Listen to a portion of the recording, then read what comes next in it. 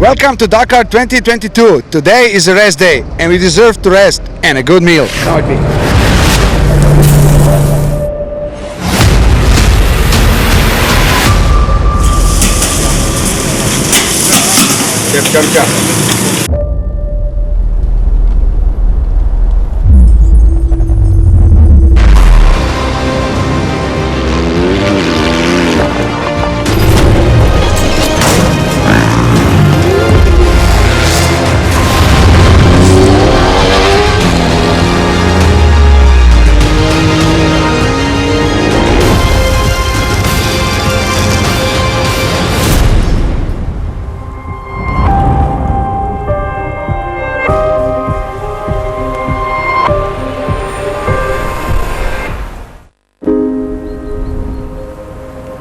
It's been a treat for the bikers and drivers that started the Dakar. The landscapes of Saudi Arabia have been beautiful, yet sometimes unforgiving. Sand, dunes, heat and sometimes very cold conditions. Welcome to the Dakar adventure. Welcome to the Kingdom of Saudi Arabia.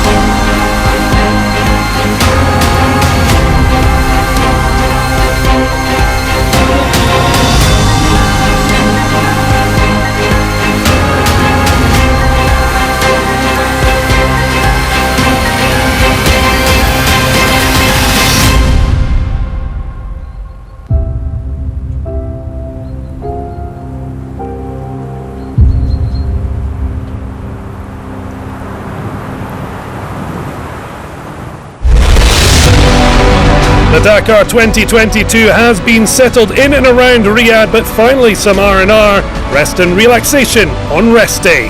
The stunning backdrop, the historic, vibrant and unforgettable capital of Saudi Arabia. An opportunity to take stock of the last 7 days since 409 vehicles left Jeddah on a wild and exhilarating adventure. 367 remain as the heroes of the Saudi desert battle on. But before the engines rev once more, the capital Riyadh is Dakar's generous host. After the brutal beauty of the desert, a chance now to enjoy the superb hospitality laid on by the tremendous catering team. Sun, food and fun was certainly on the menu. But before any thoughts of lounging by the pool, soaking up the warm embrace of the Riyadh sun, let's take a look back at how the bikes got on over the first week.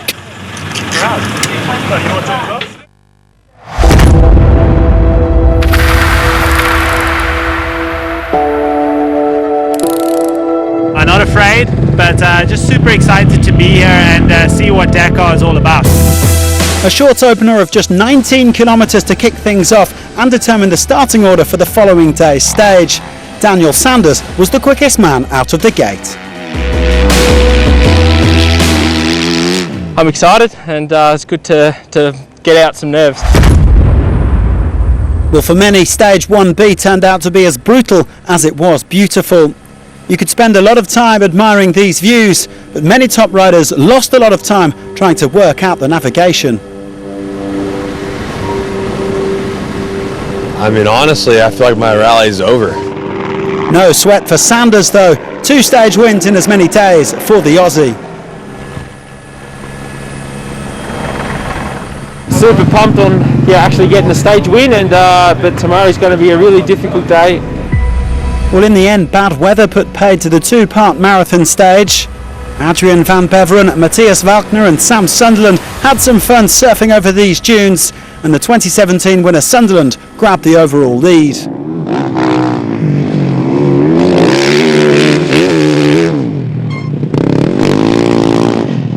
The stage win went to Bang Bang Barreda, his 28th on the Dakar. We've worked hard all year to be here, so we're not just going to give up. We'll keep giving it our all. Adrian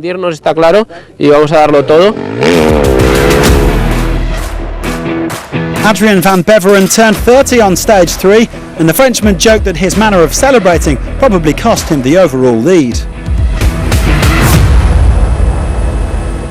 I did a wheelie for my birthday. That's where I lost those 4 seconds. Barreda and Sunderland struggled with one waypoint in the dunes, but the Englishman did enough to stay a whisker ahead of his brother-in-law Van Beveren overall. Mason Klein took a superb 3rd place. The 20-year-old American has been one of the surprise packages of this first week, regularly mixing it up with the big guns. He's currently the leading rookie in 10th place overall.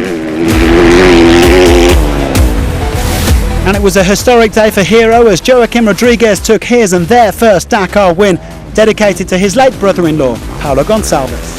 I'm really happy, and this one, of course, this win goes for Paulo. You know, for sure he was with me twisting the throttle today, so I'm really happy. Chucky was leading out in the sand dunes, and he's an absolute mad dog. He was sending stuff, and I'm sure you'll see his lip. I'm mind blown of how it went. It's just normal Dakar for me. Just always something with the face has to get smashed up. It's only a face my mother could love, I think.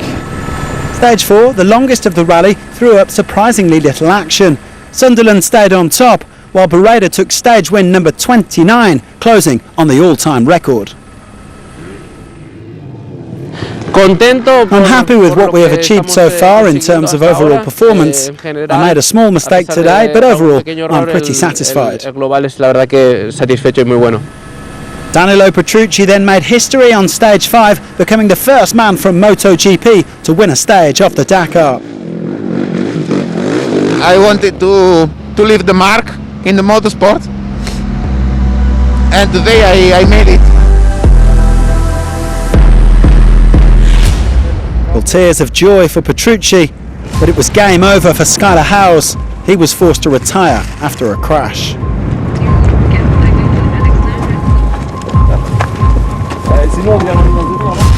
Barreda was also struggling with a collarbone injury, but he soldiered on.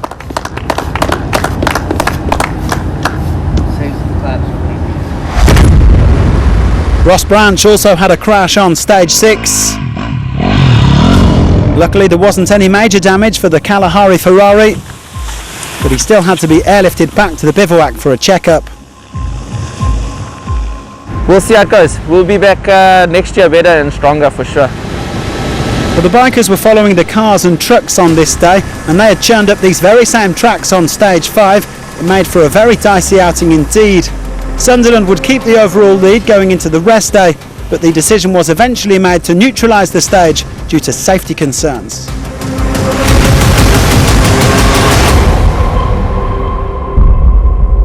We've been communicating with them a lot in recent years. We want that mutual trust. So I listened when they said, David, it's too dangerous, we can't keep going.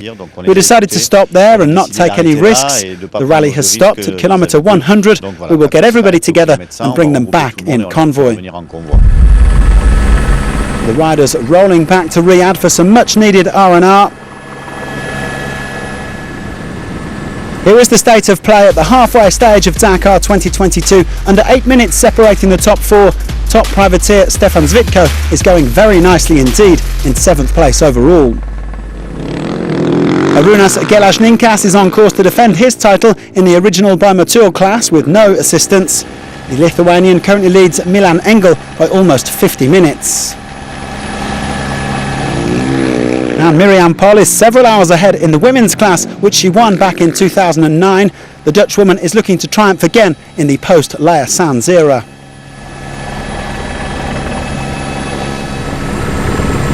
And so back to the rest day bivouac in Riyadh, the Saudi capital, to check in with the top contenders in the bikes. Gas have really animated the rally. They have Sunderland in first place and Sanders in third.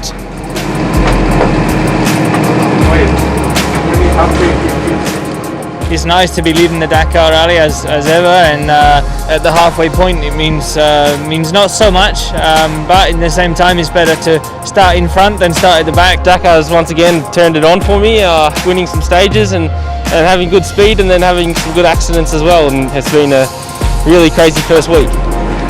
KTM are keen to get back to winning ways after dominating so outrageously this century. World champion Matthias Wagner is just a few minutes off the pace.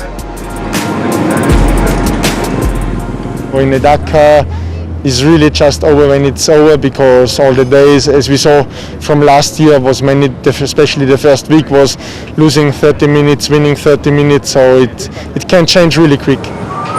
Yamaha haven't won the Dakar since 1998 with Stefan Petterhansel, but Adrien van Beveren, his fellow Frenchman, is looking on top form in fourth. Yeah, I've done a good job. I've been consistent every day. That's really the word, consistent, and I'll try to keep that up in week 2. We're in the game and it's really cool. Honda are trying to make it 3 wins in a row, and their new boy Pablo Quintanilla is the highest placed rider of the team. Because it's going to be the same. So the chain's It's going to be a tough second week, but we are in a good position. We simply have to maintain our focus and keep working hard every day. Let's not forget about Sherco. Lorenzo Santolino's in his 10th year with the French brand, and he's running 6th overall.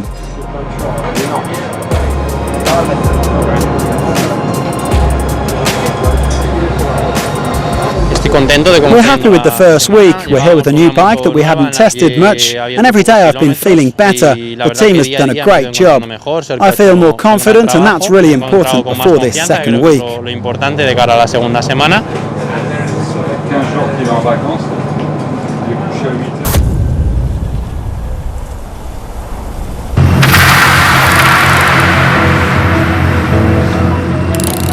There was a very special visitor to Dakar 2022 on the rest day.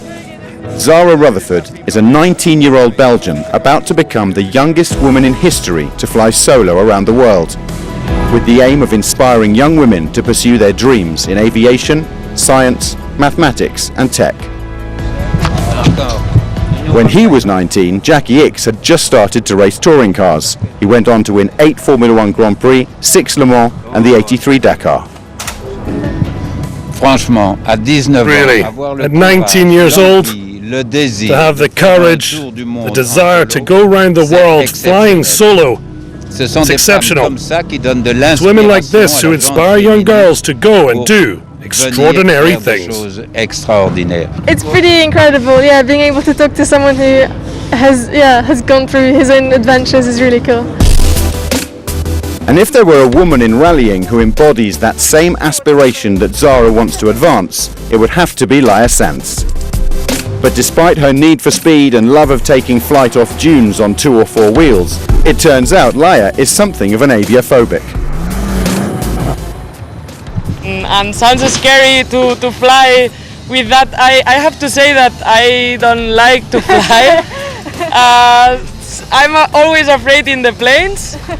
But yeah, must be nice. Thank you very much. Yeah. It's incredible. Honestly, this is like the coolest thing I've ever seen, and it's really cool. Thank you.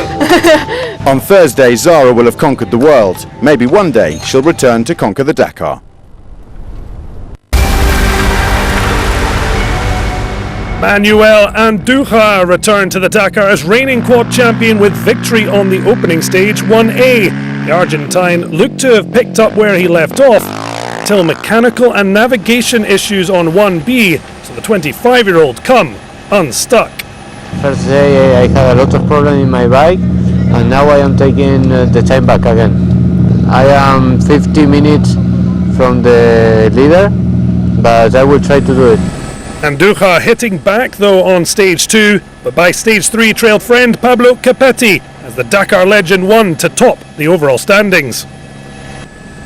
Russian rookie Alexander Maximov denied stage 4 win for speeding, 3 wins out of 5 for Andújar, but that was as good as things got. The champion got lost along with Capetti and Maximov. The man to profit most from his rival's navigational mistake was Alexander Giroux. A 4th successive podium, the Frenchman's first win of Dakar 2022. He's enjoying the view from on high. It's great to be top overall. It's rather cool to find myself in the lead. Only 110 kilometers in Special 6, but still saw the retirement of champion Andújar. A new quad champion will be crowned in Jeddah. Capetti hugged his friend on the finishing line 12 months ago, but there won't be a repeat. For me, it's sad, not only when Manu, but when every rider or each rider has to retire. In case of Manu, we were riding together most of the stages, so it's sad for me, but I know he will come back stronger, and I hope that also. Giroux heads into the second week top, but has Capetti breathing down his neck with just under 5 minutes to make up. A strange morning at Bamako Airport in Mali. It's January the 18th, 1988, and a curious rumour is doing the rounds. The car belonging to the rally leader, Ari Vatanen, has vanished. The Finnish legend is part of the Peugeot Armada, along with Cancunen, Pescarolo and Ambrosino. But ahead of stage 14, his 405 T16 has apparently been stolen. The boss of the Peugeot team, John Todd, finally shares some of the extraordinary details. At 7:15 I got a call in my room and the operator put me through to someone who put me through to somebody else, apparently a European, who said, "We've got Vatanen's car, come to the summer pack in a taxi in 15 minutes and bring 25 million CFA francs. For now, we're just going to try to find the car." The 405 has apparently been spotted in one of the city's rubbish dumps, but plenty of rumours are still flying about. Was it Peugeot themselves who removed the car from Parc Fermé to carry out repairs? Ewa Cancunen, who's running second overall, waits patiently to find out more.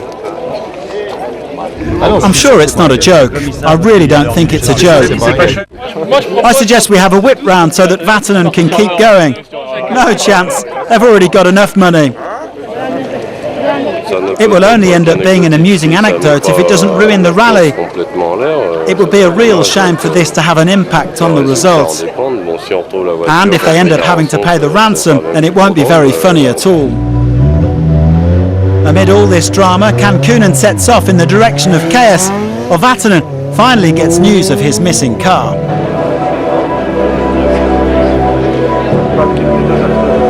After the bridge forward to the airport. Yes. In a field. In a field? Yes. In a field? Not even a house? No. And that's it. Unbelievable. It's really crazy. The whole story is just incredible. It's really like in a film. What happens now with the race? I think if it is true that my car has been found, I'm sure the race continues, and just a lot of harmless, I emphasize, publicity, and that's all. Car is good. Car is good. Okay.